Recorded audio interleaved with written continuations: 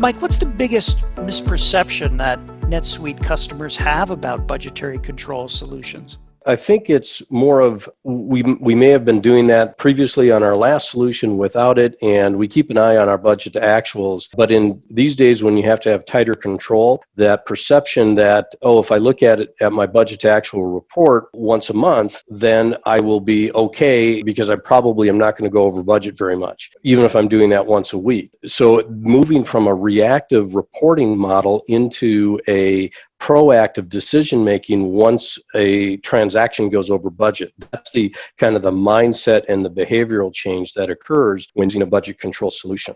Brian, how about it? Can NetSuite customers get budgetary control without a budgetary control solution, just relying on their ERP? So I would say this is the most common question asked to me during implementations. So, hey, going through the purchasing process, hey, we want to have the approval go to someone who can go check the budget. Well, out of the box, a lot of ERP systems don't have the ability to do that. So a lot of the times, we as implementers sometimes work around it and try to say, all right, this person's technically responsible for the budget, so therefore they're going to have to go in and look at the budget. But as we all know, people like to just check the box and click approve when it comes up on their email. And this is where, the budgetary controls piece really comes into really being a big benefit in organizations, because, now instead of just having it as a checkbox for someone who may or may not have looked at the budget, now you actually have a system that is fully integrated to your ERP system to then make it so that it's automating this budget check, which is so key in so many organizations.